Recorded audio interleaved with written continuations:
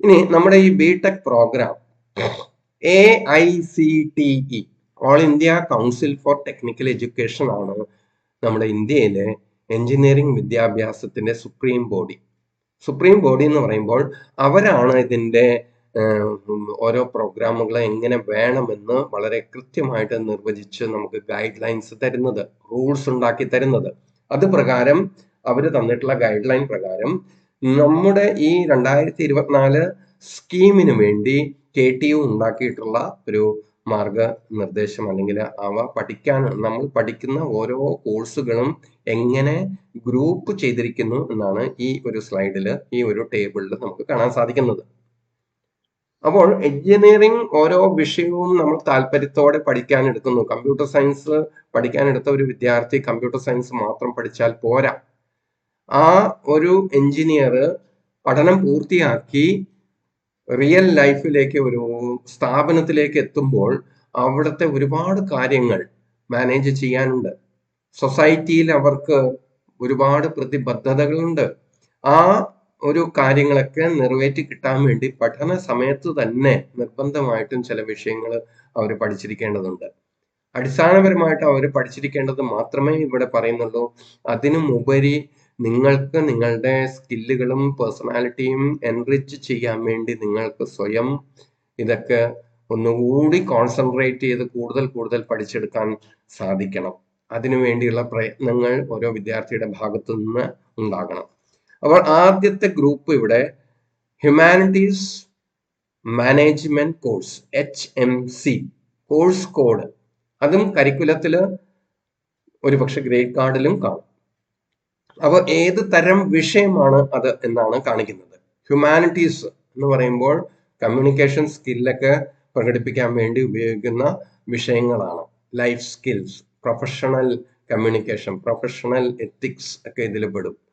Then social sciences, നമുക്ക് സൊസൈറ്റിയുമായിട്ട് ഒരുപാട് പ്രതിബദ്ധതകളുണ്ട്, അത് സംബന്ധിച്ചുള്ള വിഷയങ്ങൾ. മാനേജ്മെന്റ് കോഴ്സസ്, അൾട്ടിമേറ്റ്ലി എഞ്ചിനീയേഴ്സ് ഒക്കെ മാനേജേഴ്സ് ആയിട്ടാണ് പ്രവർത്തിക്കുന്നത്. മാനേജ് ചെയ്യുക, കാര്യപ്രാപ്തിയോടെ കാര്യങ്ങൾ മുന്നോട്ട് കൊണ്ടുപോയി ഫലമുണ്ടാക്കുക, നേട്ടങ്ങൾ ഉണ്ടാക്കുക, ഇതാണ് എഞ്ചിനീയേഴ്സിന്റെ ഏറ്റവും അടിസ്ഥാനപരമായിട്ടുള്ള ഫങ്ഷൻ. അപ്പോൾ മാനേജ്മെന്റ് ഓറിയന്റഡ് ആയിട്ടുള്ള പല കോഴ്സുകളും അവിടെ പഠിക്കേണ്ടി വരും. ഇക്കണോമിക്സ് പഠിക്കേണ്ടി വരും, അക്കൗണ്ടൻസി അറിയണം. അപ്പൊ ഇതെല്ലാം ഉൾക്കൊള്ളിച്ചു കൊണ്ടുള്ള കോഴ്സുകൾ അല്ലെങ്കിൽ സബ്ജക്റ്റുകൾ ഉണ്ടായിരിക്കും. അത് മൊത്തം എല്ലാം കൂടി മിക്കവാറും 3 ക്രെഡിറ്റ് ഉള്ളതാണ്. അങ്ങനെ 3 വിഷയങ്ങളിൽ ഒതുക്കിയിട്ടുണ്ടാവും. 9 ക്രെഡിറ്റ് ആണ് അവിടെ. പിന്നെ ഫസ്റ്റ് ഇയറിലാണ് മിക്കവാറും ഈ രണ്ടാമത്തെ item basic science courses, BSc, ചുരുക്കെഴുത്ത് ഇവിടെ നിന്ന് കിട്ടും നമുക്ക്. ബേസിക് B, സയൻസ് കോഴ്സ് എന്നുള്ളതിന്റെ C. ഓക്കെ, അപ്പൊ MSc BSc എന്നും പറഞ്ഞാൽ നമുക്ക് വേറെ പ്രോഗ്രാംസ് ഉണ്ട്. അതല്ല ഈ BSc. ഇവിടെ 3ഉം ഒരേ അക്ഷരത്തിൽ എഴുതിയിരിക്കണം. മറ്റേത് അങ്ങനെയല്ല. B ഇട്ടിട്ട് ഒരു കുത്തിടണം, S ക്യാപിറ്റൽ എഴുതിയിട്ട് C സ്മോൾ ലെറ്റർ എഴുതണം. അതാണ് BSc പ്രോഗ്രാം, BSc ഫിസിക്സ് എന്നൊക്കെ പറയുന്നത്. അപ്പൊ അത്തരം കോഴ്സുകൾ ഇവിടെ 20 ക്രെഡിറ്റോളം ഉണ്ട്. എഞ്ചിനീയറിംഗ് മാത്തമാറ്റിക്സ് ഒക്കെ അതിൽ പെട്ടതാണ്. ഫിസിക്സ്, കെമിസ്ട്രി, അതൊക്കെ സയൻസ്, അപ്ലൈഡ് സയൻസ് ഡിപ്പാർട്ട്മെന്റ് ആണ് അത് മിക്കവാറും പഠിപ്പിക്കുന്നത്. പിന്നെയുള്ളതാണ് engineering science courses, ESC, engineering science courses. അതില് electrical, electronics, civil, mechanical, computer വർക്ക്ഷോപ്പുകൾ, കമ്പ്യൂട്ടറിന്റെ വർക്ക്ഷോപ്പ് എന്നല്ല പറയുന്നത്, പ്രോഗ്രാമിംഗ് ലാബുകൾ. Okay, drawing subjects, engineering drawing, computer aided design drawing ഒക്കെ ഉണ്ടാവും. CAD ലബോറട്ടറി സെഷൻസ് ഒക്കെ ഉണ്ടാവും. പിന്നെ അതുപോലെയുള്ള സിവിൽ പഠിക്കുന്ന വിദ്യാർത്ഥികൾ സിവിലിന്റെ വർക്ക്ഷോപ്പ് പഠിക്കാനുണ്ടാകും. മിക്കവാറും ഇതും സെമസ്റ്റർ 1ലും സെമസ്റ്റർ 2ലും ആയിട്ട് ഒതുക്കിയിട്ടുണ്ടാകും. അതിന് 29 ക്രെഡിറ്റ് ആണ് ടോട്ടൽ ഉദ്ദേശിക്കുന്നത്. അത് കരിക്കുലവും വിഷയങ്ങളുടെ ലിസ്റ്റും കാണുമ്പോൾ ഇത് കുറെ കൂടി വ്യക്തത നമുക്ക് വരും. എന്തൊക്കെയാണ് പഠിക്കുന്നതെന്ന് ആ സമയത്ത് അവിടെ ഗ്രൂപ്പ് ചെയ്ത് എനിക്ക് പറയാൻ ചിലപ്പോൾ അവസരം കിട്ടിയെന്നില്ല. അതാണ് ഇവിടെ വെച്ച് ഇത് എക്സ്പ്ലെയിൻ ചെയ്യുന്നത്. 4ാമത്തെ ഐറ്റമാണ് നമ്മൾ പഠിക്കുന്ന നമ്മുടെ ഐച്ഛിക വിഷയം, നമ്മുടെ കോർ സബ്ജക്ട്. ഐച്ഛികം, കോർ സബ്ജക്ട്. അപ്പൊ പ്രോഗ്രാം കോർ കോഴ്സസ്, PCC, അതിനാണ് ഏറ്റവും കൂടുതൽ ക്രെഡിറ്റ്. ടോട്ടൽ ഉള്ള 70 എന്ന് പറയാം, അല്ല 167 എന്നും പറയാം. ക്രെഡിറ്റുകളിൽ 54 ക്രെഡിറ്റുകളും അതാണ്. എന്ന് വെച്ചാൽ ബാക്കി ക്രെഡിറ്റുകളും അത് മെയിൻ ആയിട്ടുള്ള നമ്മുടെ ഫീൽഡായിട്ട് ബന്ധപ്പെട്ട് തന്നെയാണ് ഈ പറയുന്ന ലിസ്റ്റ് അത്രയും. പക്ഷെ അതിൽ കുറച്ച് വ്യത്യാസങ്ങൾ ഉള്ളതുകൊണ്ടാണ് സെപ്പറേറ്റ് ഐറ്റം ആയിട്ട് അതിനെ കാണിച്ചിരിക്കുന്നത്. പ്രോഗ്രാം കോഴ്സസ് പ്രോഗ്രാം കോറിൽ ഇത്തവണ സെമസ്റ്റർ 2-ൽ നിന്ന് തന്നെ ഒരു കോഴ്സ് ഉൾപ്പെടുത്തിയിട്ടുണ്ട്. നേരത്തെ അത് അങ്ങനെ അല്ലായിരുന്നു. ഫസ്റ്റ് ഇയർ കംപ്ലീറ്റ് എല്ലാ ബ്രാഞ്ചുകാർക്കും എല്ലാ പ്രോഗ്രാമുകാർക്കും കോമൺ ആയിരുന്നു. ഇത്തവണ അതിന് വ്യത്യാസം വരുത്തിയിട്ടുണ്ട്. ഒരുപാട് വ്യത്യാസങ്ങളുണ്ട്. ആ വ്യത്യാസങ്ങളെല്ലാം തന്നെ നമുക്ക് അടുത്ത ഒരു സ്ലൈഡിൽ നമുക്ക് കാണാം. അപ്പോൾ കോർ കോഴ്സസ് പഠിച്ചു കഴിഞ്ഞാൽ പിന്നെ അതിൽ തന്നെ ആ കോർ കോഴ്സസിൽ തന്നെ ഇത്തവണത്തെ ഒരു ഹൈലൈറ്റ് ആണ്, ഒരു പ്രത്യേകതയാണ് പ്രോജക്റ്റ് ബേസ്ഡ് ലേണിംഗ്, PBL എന്ന ചുരുക്കെഴുത്തിൽ അറിയപ്പെടുന്നു. എന്ന് വെച്ചാൽ തിയറി പഠിക്കുന്ന ആ സമയത്ത് തന്നെ അതുമായിട്ട് ബന്ധപ്പെട്ട് പ്രോജക്റ്റ് കുറച്ച് ആഴത്തിൽ പഠിക്കാം ആ വിദ്യാർത്ഥിക്ക്. അങ്ങനെ പഠിച്ചുകൊണ്ടിരിക്കുന്നതിന് സമമായിട്ട് ആ വിദ്യാർത്ഥിക്ക് കൂടുതൽ ക്രെഡിറ്റ് നൽകുകയും ചെയ്യും. അപ്പൊ ക്രെഡിറ്റ് കുറച്ച് മതിയെങ്കിൽ അങ്ങനെ എടുക്കാം, അല്ല കൂടുതൽ വേണമെങ്കിൽ അങ്ങനെ എടുക്കാം. ഒരുപക്ഷെ അതിനെക്കുറിച്ച് നമ്മൾ കരിക്കുലത്തിൽ പറയുമ്പോൾ അത് വ്യക്തമാകും, കൂടുതൽ വിശദമാകും. അപ്പൊ ഈ ഒരു സ്കീമിന്റെ പ്രത്യേകതയാണ് ഇവിടെ 3 എണ്ണം ഇവിടെ കളർ കൊടുത്ത് വെച്ചിരിക്കുന്നത്. ഒന്ന് പ്രൊജക്ട് ബേസ്ഡ് ലേണിംഗ് ഓറിയന്റഡ് ആയിട്ടുള്ള ഒരു സ്കീമാണ് നമ്മൾ ഇനി പഠിക്കാൻ പോകുന്നത്. തീർച്ചയായിട്ടും ഇൻഡസ്ട്രിയിലൊക്കെ ജോലി ചെയ്യാൻ ചെല്ലുമ്പോൾ അവിടെ പ്രൊജക്റ്റുകളായിട്ടാണ് നമ്മുടെ വർക്ക് മുഴുവൻ വരുന്നത്. അതിനെ നേരിടാനുള്ള ശേഷി ഉണ്ടാക്കാൻ തുടക്കം മുതലേ പ്രാപ്തരാക്കാൻ വേണ്ടി ഇത് ഉപകരിക്കും, പ്രൊജക്ട് ബേസ്ഡ് ലേണിംഗ്. അതുപോലെ കുറച്ചുകൂടി നന്നായിട്ട് ഇൻഡസ്ട്രി ലിങ്ക്ഡ് എലക്റ്റീവ്സ്. അപ്പൊ എലക്റ്റീവ് എന്താണെന്ന് പറഞ്ഞിട്ട് അതിലേക്ക് കിടക്കാം. അതുപോലെയാണ് ഇന്റേൺഷിപ്പ് എന്ന് പറയുന്നത്. അത് ചൂടെ വരുന്ന മുറയ്ക്ക് നമുക്ക് നോക്കാം.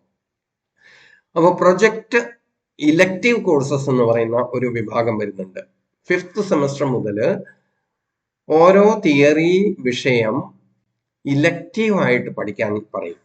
ഇലക്റ്റീവ് എന്ന് പറഞ്ഞാൽ ഇപ്പൊ ബാക്കി കോർ സബ്ജക്റ്റ് എന്ന് പറയുന്നത് ഒരു ക്ലാസ്സിൽ 60 കുട്ടികളുണ്ടെങ്കിൽ 60 മുതൽ 72 വരെ കുട്ടികളാണ് ഒരു ഫുൾ ക്ലാസ് യൂണിറ്റ് എന്ന് പറയുന്നത്. 60 എന്ന് പറയാൻ കാരണം ബേസിക് ആയിട്ട് ക്ലാസിന്റെ സ്ട്രെങ്ത്, ഒരു കോളേജിൽ അഫിലിയേഷൻ കിട്ടുമ്പോൾ ഓരോ പ്രോഗ്രാമിനും 60 സീറ്റ് എന്നാണ് AICT നമുക്ക് അനുവാദം തരുന്നത്.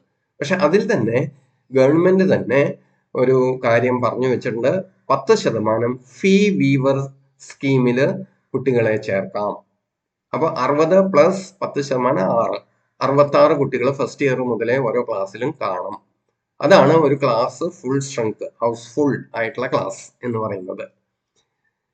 പിന്നെ 3rd സെമസ്റ്റർ എത്തുമ്പോൾ ലാറ്ററൽ എൻട്രി സ്കീം മുഖേന ഡിപ്ലോമ പഠിച്ചു കഴിഞ്ഞു വന്ന കുട്ടികൾക്ക് ഫസ്റ്റ് ഇയർ പഠിക്കാതെ 3rd സെമസ്റ്റർ മുതൽ നേരിട്ട് വരാം. അതും 10%. അപ്പൊ 6 കൂടി കൂടുമ്പോൾ 72 സ്റ്റുഡൻസ് ആണ് പരമാവധി ഒരു ക്ലാസ്സിൽ വരുന്നത്, ഒരു ഫുൾ യൂണിറ്റ് ക്ലാസ് എന്ന് പറയുമ്പോൾ. അപ്പോൾ കോർ കോഴ്സ് എന്ന് പറയുമ്പോൾ all these 72 students will study the same course, അതിൽ മാറ്റമില്ല. പക്ഷെ എലക്റ്റീവ് സബ്ജക്ട് എന്ന് പറയുമ്പോൾ അവരുടെ താല്പര്യത്തിനനുസരിച്ച് ഓരോ വിദ്യാർത്ഥിക്കും സെലക്ട് ചെയ്യാം ഏത് വിഷയം പഠിക്കണമെന്ന്. അവിടെ എത്തുമ്പോൾ ആ സ്റ്റേജ് 5th സെമസ്റ്റർ മുതൽ അങ്ങോട്ട് ഓരോ വിഷയവും അങ്ങനെ എലക്റ്റീവ് ആയിട്ടുണ്ടാകും. അപ്പോൾ ഒരു 3 വരെ വിഷയങ്ങൾ ഓരോ ക്ലാസ്സിനും കഷ്ണമായിട്ട്, അതായത് ക്ലാസ്സിലെ കുട്ടികളെ 20 വീതമോ അല്ലെങ്കിൽ ഏകദേശം അതുപോലെ വ്യത്യാസങ്ങളായിട്ട് 15 എങ്കിലും മിനിമം വേണമെന്നാണ് യൂണിവേഴ്സിറ്റി പറയുന്നത്. അത് 72 കുട്ടികളിൽ 15 കുട്ടികൾ ഒരു വിഷയം ആവശ്യപ്പെടുകയാണെങ്കിൽ ഡിപ്പാർട്ട്മെന്റിന് അതിനുള്ള സൗകര്യം, അത് പഠിപ്പിക്കാനുള്ള എക്സ്പെർട്ട് ആയിട്ടുള്ള ഫാക്കൽറ്റി ഉണ്ടെങ്കിൽ ആ വിഷയം അവിടെ ഓഫർ ചെയ്യാം. ഇത് 4th സെമസ്റ്റർ അവസാനിക്കുമ്പോൾ തന്നെ ഈ വിവരം നിങ്ങളോട് ഓപ്ഷനൊക്കെ ചോദിക്കും. ഒരു ഗൂഗിൾ ഷീറ്റൊക്കെ ഞങ്ങൾ സാധാരണ സർക്കുലേറ്റ് ചെയ്തിട്ട് അതിൽ നിങ്ങളുടെ ഓപ്ഷൻ രേഖപ്പെടുത്താൻ പറയും. അപ്പോൾ കുട്ടികളുടെ ആവശ്യകത അനുസരിച്ച് അവർക്ക് പഠിക്കാൻ താല്പര്യമുള്ള തരത്തിലുള്ള എലക്റ്റീവ് വിഷയങ്ങൾ അവിടെ നമ്മൾ തീരുമാനിച്ച് അവർക്ക് നൽകും. സാധാരണ 2 or 3 എലക്റ്റീവ് വിഷയങ്ങളാണ് ഓരോ സെമസ്റ്ററിലും ഓരോ എലക്റ്റീവ് കോഴ്സിൽ ഉൾപ്പെടുത്തിയിട്ടുള്ളത്. അത് ഏതൊക്കെ വിഷയങ്ങളാണെന്ന് സിലബസിൽ അല്ലെങ്കിൽ കരിക്കുലത്തിൽ നോക്കി നിങ്ങൾക്ക് കണ്ടുപിടിക്കാം. അതിൽ ഏറ്റവും താല്പര്യമുള്ളത് നിങ്ങൾ ആലോചിച്ച് വെക്കുക. അതിന്റെ കണ്ടിന്യൂറ്റി കിട്ടുന്ന വിധത്തിൽ തന്നെ അത് ചൂസ് ചെയ്തിട്ട് പോകുക. ഇപ്പൊ 5th സെമസ്റ്ററിൽ എടുത്തിട്ടുള്ള ഒരു എലക്റ്റീവ് അതിന്റെ തുടർച്ചയായിട്ടുള്ള കുറച്ചുകൂടി സ്പെഷ്യലൈസ് ചെയ്തിട്ടുള്ള വിഷയം 6th സെമസ്റ്ററിൽ ഉണ്ടാകും. അതെടുക്കണം. അങ്ങനെ എടുത്തെടുത്ത് ചെയ്തു കഴിഞ്ഞാൽ നിങ്ങൾക്ക് ആ വിഷയത്തിലെ ഒരു എക്സ്പെർട്ട് ആയിട്ട് മാറാം. അങ്ങനെയൊക്കെ ചെയ്യാൻ വേണ്ടിയാണ് ഇങ്ങനെ എലക്റ്റീവ് എന്ന സമ്പ്രദായം എല്ലാ ഡിഗ്രി പ്രോഗ്രാമിനും ഉണ്ട് ഏർപ്പെടുത്തിയിരിക്കുന്നത്. പണ്ട് മുതലേ ഉള്ളതാണ്. അപ്പോൾ അങ്ങനെ 18 ക്രെഡിറ്റ് അതിന് നൽകിയിട്ടുണ്ട്. അത് വളരെ പ്രധാനമാണ്. ഇന്റർവ്യൂവിനൊക്കെ ചെല്ലുമ്പോൾ നിങ്ങൾ എടുത്ത എലക്റ്റീവും ചെയ്ത പ്രോജക്റ്റുകളും, അപ്പം ഈ എടുക്കുന്ന എലക്റ്റീവിനനുസരിച്ച് നിങ്ങൾക്ക് നല്ല നല്ല പ്രോജക്റ്റുകൾ ചെയ്യാനും സാധിക്കണം. അങ്ങനെ നിങ്ങളുടെ ആ ഒരു മേഖല തന്നെ അത് വെച്ച് നിങ്ങൾക്ക് ഒരു തീരുമാനം ഉണ്ടാവാനുള്ള സാധ്യതകളുണ്ട്. അങ്ങനെയൊക്കെ സംഭവിച്ചിട്ടുണ്ട്. ചില കുട്ടികൾ പഠിക്കാനെടുത്ത എലക്റ്റീവ് അനുസരിച്ച് തന്നെ വളരെ വിഖ്യാതമായ സ്ഥാപനങ്ങളിൽ അവർക്ക് ജോലി വരെ കിട്ടി പോകുന്നുണ്ട്. ഇപ്പോഴും സംഭവിക്കുന്ന കാര്യമാണ്. അപ്പൊ അതൊക്കെ വളരെ ഗൗരവത്തിൽ അന്വേഷിച്ചു തുടങ്ങുക. നിങ്ങൾക്ക് ഫസ്റ്റ് ഇയറെ അതിനെ തലവേദന വേണ്ട. 5th സെമസ്റ്റർ മുതലാണ് അത്തരം എലക്റ്റീവ്സ് വരുന്നത്. അത് ആ സമയത്ത്. അപ്പൊ എലക്റ്റീവ് എന്നുള്ളതും നിർബന്ധ വിഷയമാണ്. പക്ഷെ അതിൽ ചോയ്സ് ഉണ്ട്. വിഷയത്തിന് ഒരു വെറൈറ്റി ഉണ്ട് ക്ലാസ്സിൽ. ഒരേ ക്ലാസ്സിൽ പഠിക്കുന്ന കുട്ടികൾ ചിലപ്പോൾ 3 തരം വിഷയങ്ങളായിരിക്കും അവിടെ പഠിക്കുക. അവരെ വേറെ വേറെ ക്ലാസ് റൂമിൽ കൊണ്ടുപോയി ഇരുത്തിയിട്ട് ആ പീരീഡിൽ വിഷയങ്ങൾ കൈകാര്യം ചെയ്യും. അങ്ങനെയാണ് ഉണ്ടാകുന്നത്. പിന്നെ വരുന്നതാണ് ഓപ്പൺ ഇലക്റ്റീവ്. നേരത്തെ ഇതിനെ വേറൊരു പേരും പറയാറുണ്ടായിരുന്നു, ഗ്ലോബൽ ഇലക്റ്റീവ് എന്ന്. ഇവിടെ ഈ സ്കീമിൽ പുതുതായിട്ട് ഇൻഡസ്ട്രി ലിങ്ക്ഡ് എലക്റ്റീവ് ആയിട്ട്, അതായത് ഒരു ഇൻഡസ്ട്രിയിലെ എക്സ്പെർട്ട് വന്ന് പഠിപ്പിക്കുകയോ അല്ലെങ്കിൽ ഇൻഡസ്ട്രിയിൽ തന്നെ ചെന്നിട്ട് അത് പഠിക്കുകയോ ചെയ്യുക. ആ ഇൻഡസ്ട്രിയിൽ ചിലപ്പോൾ അവിടെ തന്നെ ക്ലാസ് എടുക്കാനൊക്കെയുള്ള അധ്യാപകരോ ക്വാളിഫൈഡ് ആയിട്ടുള്ള അധ്യാപകരോ അല്ലെങ്കിൽ സൗകര്യങ്ങളൊക്കെ ഉണ്ടെങ്കിൽ അങ്ങനെ. അപ്പൊ ആ രീതിയിൽ ചെയ്യാനുള്ള ഒരു സൗകര്യം ഈ ഒരു സ്കീമിൽ പുതുതായിട്ട് കൊണ്ടുവന്നിരിക്കുകയാണ്. കുറച്ചുകൂടി പഠിച്ചുകൊണ്ടിരിക്കുമ്പോൾ തന്നെ ഒരു വ്യവസായ സ്ഥാപനമായിട്ട് കുട്ടികൾക്ക് ഹാൻഡ്സ് ഓൺ എക്സ്പീരിയൻസ് കിട്ടാൻ ഈ ഇൻഡസ്ട്രി ലിങ്ക്ഡ് എലക്റ്റീവ് ഉപകരിക്കും. ഇനി അതിന് സാധ്യതയില്ലാത്തവരെല്ലാം ഇൻഡസ്ട്രി ലിങ്ക്ഡ് എല്ലാ സ്ഥലത്തും ചിലപ്പോൾ സാധിച്ചെന്ന് വരില്ല. അപ്പൊ അത്തരം സ്ഥാപനങ്ങളിൽ, കോളേജുകളിൽ ഓപ്പൺ ഇലക്റ്റീവിൽ ഉദ്ദേശിക്കുന്നത് പഠിക്കുന്ന വിദ്യാർത്ഥി, ഇപ്പൊ സിവിൽ എഞ്ചിനീയറിംഗ് ബ്രാഞ്ച് പഠിക്കുന്ന വിദ്യാർത്ഥി ചൂസ് ചെയ്യേണ്ട എലക്റ്റീവ് സിവിൽ അല്ലാതെയുള്ള ഒരു ഡിപ്പാർട്ട്മെന്റിലെ ടീച്ചേഴ്സ് ഓഫർ ചെയ്യുന്നതായിരിക്കണം. അവർ ചിലപ്പോൾ എനർജി മാനേജ്മെന്റ് ആയിരിക്കും എടുക്കുക. അപ്പോൾ എനർജി മാനേജ്മെന്റ് മെക്കാനിക്കൽ ഡിപ്പാർട്ട്മെന്റോ അല്ലെങ്കിൽ ചിലപ്പോൾ ഇലക്ട്രിക്കൽ ഡിപ്പാർട്ട്മെന്റോ ആയിരിക്കും ഓഫർ ചെയ്യുന്നത്. അങ്ങനെ ഒരു പൊതുവായിട്ടുള്ള ഏതൊക്കെ വിഷയങ്ങൾ, കോഴ്സുകൾ ഇങ്ങനെ എലക്റ്റീവ് ആക്കാമെന്ന് യൂണിവേഴ്സിറ്റി നിർവചിച്ചു വെച്ചിട്ടുണ്ട്. അതിൽ ഓരോ കോളേജിലെ സൗകര്യമനുസരിച്ച് അവർ അനൗൺസ് ചെയ്യും. വരാൻ പോകുന്ന സെമസ്റ്ററിൽ ഏത് എലക്റ്റീവാണ്, ഏത് ഓപ്പൺ എലക്റ്റീവാണ് ഞങ്ങൾ കോളേജിൽ നടത്താൻ പോകുന്നത്, അതിൽ നിന്ന് കുട്ടികൾക്ക് താല്പര്യമുള്ളത് ചൂസ് ചെയ്യാനുള്ള അവസരം അവിടെ ഒരു ഗൂഗിൾ ഷീറ്റ് മുഖാന്തരമാണ് ഞങ്ങൾ ചെയ്യാറ്. അത് പറഞ്ഞ സമയത്ത് തന്നെ എല്ലാവരും അത് ഓപ്റ്റ് ചെയ്ത് അതിൽ ഗ്രൂപ്പ് തിരിച്ച് എടുക്കും. അപ്പോൾ മറ്റു വിഷയങ്ങളെ കുറിച്ച് പഠിക്കുന്ന ഐച്ഛിക വിഷയം കൂടാതെ എഞ്ചിനീയറിംഗിന്റെ സഹോദര വിഷയങ്ങളെ കുറിച്ചും ഒരു അറിവ് നേടുക എന്ന ഉദ്ദേശത്തോടു കൂടിയാണ് ഇങ്ങനെ ഓപ്പൺ ഇലക്റ്റീവ് ആയിട്ട് ഒരു വിഷയം ഉൾപ്പെടുത്തിയിരിക്കുന്നത്. പിന്നെ ഉള്ള ഒരു പഠന സാധ്യതയാണ് സെമിനാർ പ്രോജക്റ്റ്. ഈ ഒരു സ്കീമിൽ 2024 പഠിക്കാൻ തുടങ്ങുന്ന വിദ്യാർത്ഥികൾക്ക് ഒന്നുകിൽ 7th സെമസ്റ്റർ അല്ലെങ്കിൽ 8th സെമസ്റ്ററിൽ ഇന്റേൺഷിപ്പ് നിർബന്ധമാക്കിയിട്ടുണ്ട്. ആ ഒരു സെമസ്റ്റർ ഡ്യൂറേഷൻ തന്നെ ഇന്റേൺഷിപ്പിന് ഏതെങ്കിലും സ്ഥാപനത്തിൽ ചെന്ന് അവിടുത്തെ പ്രോജക്റ്റിന്റെ കൂടെ ചേർന്ന് പ്രവൃത്തി ചെയ്തോ പഠിച്ചുകൊണ്ടും പ്രവൃത്തി ചെയ്തും അത് നിങ്ങൾ അത് നടത്തിക്കൊണ്ടുവരണം. അപ്പൊ അതിനു വേണ്ട കുറെ സൗകര്യങ്ങളൊക്കെ കോളേജുകളിൽ നിന്ന് കിട്ടും. പക്ഷെ വ്യക്തിപരമായിട്ട് നിങ്ങൾക്കൊക്കെ സാധ്യതയുള്ള സ്ഥാപനങ്ങളിലും ഇന്റേൺഷിപ്പിന് ശ്രമിക്കാം. അതും തുടക്കം മുതലേ നിങ്ങൾക്ക് അന്വേഷിച്ച് തുടങ്ങാം. അങ്ങനെയൊക്കെ ചെയ്തു കഴിഞ്ഞാൽ എഞ്ചിനീയറിംഗ് കഴിയുമ്പോൾ തന്നെ വേറെ ഒരു ഹൗസ് സർജൻസി പോലത്തെ ഒരു ട്രെയിനിങ്ങിന്റെ ഒന്നും ആവശ്യമില്ലാതെ നല്ല കേപ്പബിൾ ആയിട്ടുള്ള എഞ്ചിനീയേഴ്സ് ആയിട്ട് നിങ്ങൾക്ക് ഗോതയിൽ ഇറങ്ങാൻ സാധിക്കും. ഇതിനൊക്കെ വേണ്ടിയാണ് ഈ രീതിയിലുള്ള പരിഷ്കാരങ്ങൾ വരുത്തിയിരിക്കുന്നത്. അതുകൊണ്ട് അതിൻ്റെ നല്ല വശങ്ങൾ നന്നായിട്ട് അത് ഉപയോഗപ്പെടുത്തി നല്ല എഞ്ചിനീയേഴ്സ് ആയിട്ട് വരണം.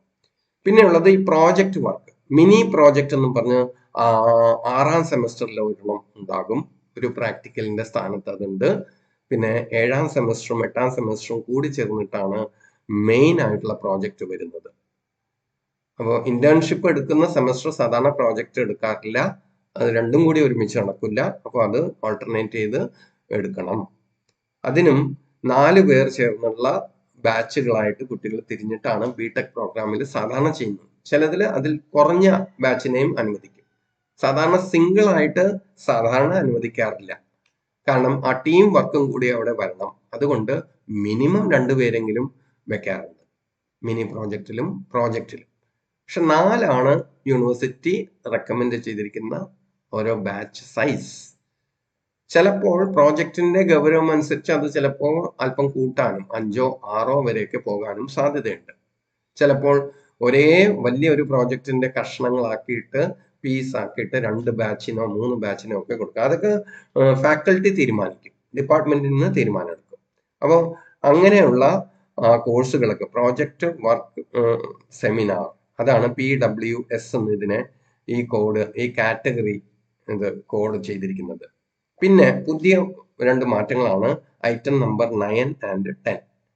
ഹെൽത്ത് ആൻഡ് വെൽനസ് എന്ന് പറയുന്ന ഒരു കോഴ്സ്, അത് ഫസ്റ്റ് ഇയറിൽ തന്നെ ചെയ്യേണ്ടതാണ്. ഒന്നുകിൽ സെമസ്റ്റർ 1 അല്ലെങ്കിൽ സെമസ്റ്റർ 2.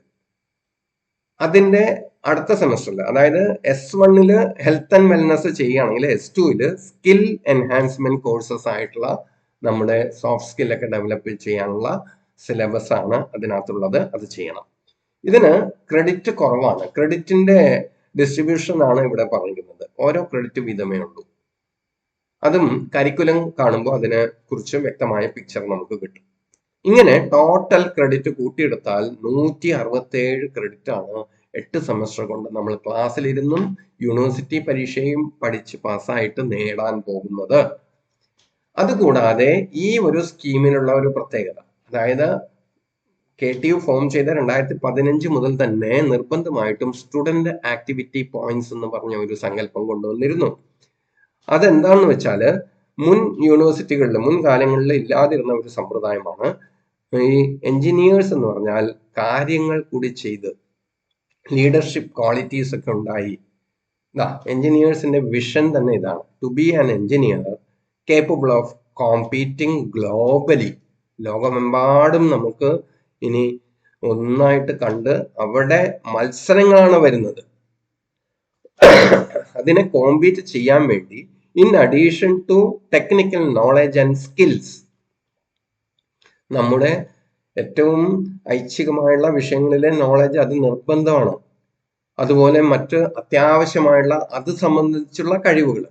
അത് കൂടാതെ student should develop excellent soft skills. Soft skills എന്ന് വെച്ചാൽ കമ്മ്യൂണിക്കേഷൻ സ്കിൽസ്, മറ്റു കാര്യങ്ങളൊക്കെ ചെയ്ത് പ്രവൃത്തി ചെയ്യാനുള്ള. ഇപ്പൊ എക്സിക്യൂട്ടീവ് എഞ്ചിനീയർ എന്ന് പറയുമ്പോൾ ഇലക്ട്രിക്കൽ KSEBയിലെ എക്സിക്യൂട്ടീവ് എഞ്ചിനീയർ ഉദാഹരണമായിട്ട് അദ്ദേഹം പഠിച്ചിട്ടുള്ള ഇലക്ട്രിക്കൽ എഞ്ചിനീയറിംഗ് മൊത്തം ഉണ്ടാവും. ഈവൻ ഇലക്ട്രോണിക്സ് എഞ്ചിനീയേഴ്സ്, എൻ്റെ ശിഷ്യന്മാർ കുറെ പേര് എക്സിക്യൂട്ടീവ് എഞ്ചിനീയേഴ്സ് ആയിട്ട് ഇപ്പോൾ KSEBയിലുണ്ട്. അവരൊക്കെ ഇലക്ട്രിക്കൽ എഞ്ചിനീയറിംഗ് ഫീൽഡിലാണെങ്കിലും അവര് അവിടെ ചെയ്യുന്ന നിത്യനിദാന ജോലികൾ എന്ന് പറയുന്നത് അവിടെ ഇവിടെയൊക്കെ ഇത് ലൈൻ വലിക്കേണ്ട സ്ഥലത്ത് എസ്റ്റിമേറ്റ് ഉണ്ടാക്കി അതിൻ്റെയൊക്കെ പ്രവൃത്തികൾ കൃത്യമായിട്ട് ചെയ്യുക, എവിടെയെങ്കിലും വൈദ്യുതി വിതരണം മുടങ്ങിയിട്ടുണ്ടെങ്കിൽ അതിനെ ചെയ്യുക, അങ്ങനെയുള്ള ഒത്തിരി കാര്യങ്ങൾ അതിനെ എക്സിക്യൂട്ട് ചെയ്യുകയാണ് അവർ ചെയ്യുന്നത്. അപ്പൊ അതിനും ഒക്കെ ഈ സോഫ്റ്റ് സ്കിൽസ് അത്യാവശ്യമാണ്. അപ്പോൾ ഒരുപാട് കാര്യങ്ങൾ, സ്കിൽ എന്ന് വെച്ചാൽ എക്സ്പെർട്ടൈസ്, കഴിവുകൾ അത് ഡെവലപ്പ് ചെയ്ത് എടുക്കുക. Nurture team work. സി, ഒരു എഞ്ചിനീയറും ലോകത്ത് ഇതുവരെ ഒറ്റയ്ക്ക് ഒരു ജോലി ചെയ്തിട്ടില്ല. അവർക്ക് കുറെ സുപ്പീരിയേഴ്സ് ഉണ്ടാകും, ക്ലയൻസ് ഉണ്ടാകും, നമ്മുടെ പിയർ ലെവൽ അതേ ലെവലിലുള്ള മറ്റ് എഞ്ചിനീയേഴ്സ് ഉണ്ടാകും, നമ്മുടെ സബോർഡിനേറ്റ്സ് താഴേക്കിടയിലുള്ള തൊഴിലാളികളും കീഴ് ജീവനക്കാരും അല്ലെങ്കിൽ ജൂനിയർ എഞ്ചിനീയേഴ്സും ഒക്കെ ഉണ്ടാകും. ഇങ്ങനെയൊക്കെയുള്ള ഒരു ടീമിൽ വളരെ സ്മൂത്തായിട്ട് വളരെ ഭംഗിയായിട്ട് കാര്യങ്ങൾ ചെയ്യാനുള്ള ശേഷി, അത് തീർച്ചയായിട്ടും വളരെ അപ്രീഷിയബിൾ ആണ്. വളരെ അധികം നമ്മൾ മനസ്സ് വെച്ചുണ്ടാക്കിയെടുക്കുകയും നിലനിർത്തിക്കൊണ്ടുപോവുകയും ചെയ്യേണ്ടത് തന്നെയാണ്. അപ്പൊ അതൊക്കെ നേടിയെടുക്കാൻ വേണ്ടി ആക്ടിവിറ്റീസ് പലതും പഠിച്ചുകൊണ്ടിരിക്കുമ്പോൾ തന്നെ ചെയ്യണമെന്ന് കണ്ടിട്ടാണ് നമുക്ക് ആക്ടിവിറ്റി പോയിന്റ്സ് ഒക്കെ കൊണ്ടുവന്നിരിക്കുന്നത്. അതിൽ തന്നെ ഇങ്ങനെ ചെയ്തു വരുമ്പോൾ ടീമുകളിലൊക്കെ നമ്മൾ ലീഡർഷിപ്പിലേക്ക് നമ്മൾ നയിക്കണം.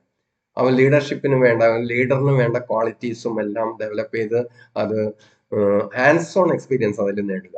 പിന്നെയുള്ള ഇപ്പോഴത്തെ ഏറ്റവും വലിയതാണ് സ്റ്റാർട്ടപ്പുകൾ. എന്റർപ്രണേറിയൽ സ്കിൽസ് ഡെവലപ്പ് ചെയ്യുക.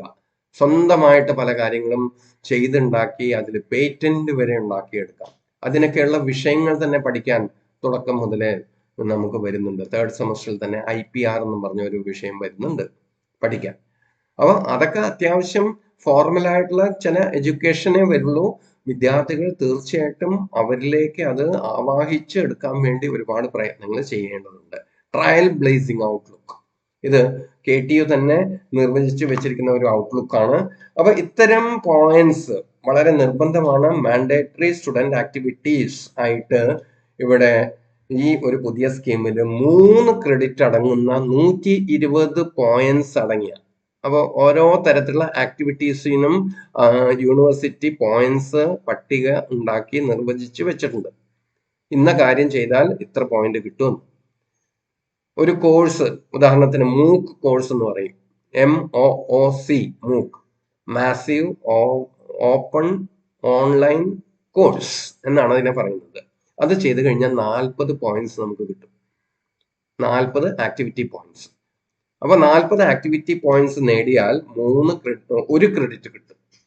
അങ്ങനെ ഈ സ്റ്റുഡന്റ് ആക്ടിവിറ്റീസ് 3 തരമായിട്ട് ക്ലാസിഫൈ ചെയ്തിട്ടുണ്ട് ഇത്തവണ. ആ 3 എണ്ണത്തിലും 40 പോയിന്റ് മിനിമം വീതം നേടിയിട്ട് ടോട്ടൽ 120 പോയിന്റ് കരസ്ഥമാക്കണം 8 സെമസ്റ്റർ കാലം കൊണ്ട്. ഇതിന്റെ എല്ലാം തെളിവുകള്, സർട്ടിഫിക്കറ്റുകള് നിങ്ങളുടെ ഫാക്കൽറ്റി അഡ്വൈസർ ഉണ്ടാവും, ക്ലാസ് ടീച്ചർ, അവർ മുഖാന്തിരം നിങ്ങൾ സബ്മിറ്റ് ചെയ്യണം. അതാത് സമയത്ത് അവർ ആവശ്യപ്പെടും. യൂണിവേഴ്സിറ്റി അത് കോൾ ഫോർ ചെയ്യും. ഓരോ സെമസ്റ്ററിലും അതിന്റെ സെമസ്റ്ററിന്റെ ഒരു നിശ്ചിത സമയത്ത് ആക്ടിവിറ്റി പോയിന്റ്സ് അപ്ലോഡ് ചെയ്യാൻ പറയും. എല്ലാം അപ്ലോഡിംഗ് ആണ്. എല്ലാം നമ്മുടെ കോളേജിലോ ഈവൻ വീടുകളിലോ ഇരുന്ന് നമുക്ക് അപ്ലോഡ് ചെയ്യാൻ സാധ്യതയുള്ള ഒരു യൂണിവേഴ്സിറ്റിയാണിത്. അങ്ങനെ 167 പ്ലസ് 3 ക്രെഡിറ്റ് സമം 170 ക്രെഡിറ്റ് ആണ് മിനിമം നേടേണ്ടത്. ഇതിന്റെ കൂടുതൽ ക്രെഡിറ്റുകൾ വരും. അത് എങ്ങനെയാണെന്നും കൂടി പിന്നീട് നമുക്ക് കാണാം. അതായത് മൈനർ കോഴ്സുകളും ഓണേഴ്സ് കോഴ്സുകളും ഉണ്ട്. മൈനർ ആയിട്ട് രണ്ടാമതൊരു ഡിഗ്രി ഇതേ കാലയളവിൽ ചെയ്യാൻ മിടുക്കരായ വിദ്യാർത്ഥികൾക്ക് ചിലർക്കെങ്കിലും സാധിക്കും. അത്തരക്കാർക്ക് 170 പ്ലസ് 15 185 ക്രെഡിറ്റ് വാങ്ങിയിട്ട് ഇപ്പൊ സിവിൽ എഞ്ചിനീയറിംഗ് പഠിക്കുന്ന ഒരു വിദ്യാർത്ഥിക്ക് മെഷീൻ ലേണിംഗ് കൂടി പഠിച്ച് കമ്പ്യൂട്ടർ സയൻസിലെയും ഒരേ സമയത്ത് കമ്പ്യൂട്ടർ സയൻസിലെ മെഷീൻ ലേണിംഗിന്റെ എക്സ്പെർട്ടായിട്ടും സിവിൽ എഞ്ചിനീയറിംഗ് എക്സ്പെർട്ടായിട്ടും ഡിഗ്രി എടുത്ത് പുറത്തിറങ്ങാം. ജോലി ചെയ്യാൻ അതിന് അംഗീകാരമുണ്ട്. അംഗീകരിക്കപ്പെട്ട ഒരു നിബന്ധനയാണത്. അങ്ങനെ നമുക്ക് ക്രെഡിറ്റ് സംവിധാനത്തിൽ മിടുക്കരായ കുട്ടികൾക്ക് അങ്ങനെ ചെയ്യാം. അതല്ല, എനിക്ക് അത് ആവില്ല, എക്സ്ട്രാ ആയിട്ട് ഒരു മൈനർ കൂടി പഠിക്കാൻ എനിക്ക് ആവില്ല എന്ന് തോന്നുകയാണെങ്കിൽ അത് ഉപേക്ഷിക്കുക. പക്ഷെ ഈ മെയിൻ കോഴ്സുകളെല്ലാം പഠിച്ച് നേടിയാൽ മാത്രമേ എഞ്ചിനീയർ ആയിട്ട് പുറത്തിറങ്ങാൻ സാധിക്കുകയുള്ളൂ. ഇനിയിപ്പോ നമുക്ക് അടുത്തത് ചെയ്യാൻ ഈ ഒരു വീഡിയോ സൈസ് കൂടുതൽ ആയി പോയത് കൊണ്ട് അത് അടുത്ത ഒരു പാർട്ടിലേക്ക് ഞാനത് മാറ്റും. അതായത് ഇപ്പോൾ നമ്മൾ നിർവചിച്ചു വെച്ചിരിക്കുന്ന ഗ്രേഡ് പോയിന്റ്സ് എങ്ങനെയാണ് കാൽക്കുലേറ്റ് ചെയ്യുന്നതൊക്കെ. ഓക്കെ, അപ്പോൾ തൽക്കാലം ഇതിൽ എന്തെങ്കിലുമൊക്കെ ക്ലാരിഫിക്കേഷൻ ഉണ്ടെങ്കിൽ നിങ്ങൾക്ക് കമന്റ്സ് ഇതിൽ ചെയ്യാം, അല്ലെങ്കിൽ എന്നെ വിളിച്ചു വേണമെങ്കിൽ സംസാരിക്കാം. എൻ്റെ കോണ്ടാക്ട് നമ്പർ ഞാൻ തന്നിട്ടുണ്ടായിരുന്നു, 9400571772. ഒന്നുകൂടി ആവർത്തിക്കാം, 9400571772. അതിൽ വിളിച്ചോ വാട്സപ്പ് ചെയ്തോ നിങ്ങൾക്ക് സംശയങ്ങൾ ഡിസ്കസ് ചെയ്യാവുന്നതാണ്. നമുക്ക് അടുത്ത ഒരു പാർട്ട് എപ്പിസോഡ് ആയിട്ട് ഈ ഇവാലുവേഷന്റെ രീതിയായ ഗ്രേഡ് പോയിന്റ് ക്ലാസിഫിക്കേഷൻ, അതായത് ഫസ്റ്റ് ക്ലാസ് കാര്യങ്ങളൊക്കെ നമുക്ക് കാണാം. തൽക്കാലം വിട പറയുന്നു.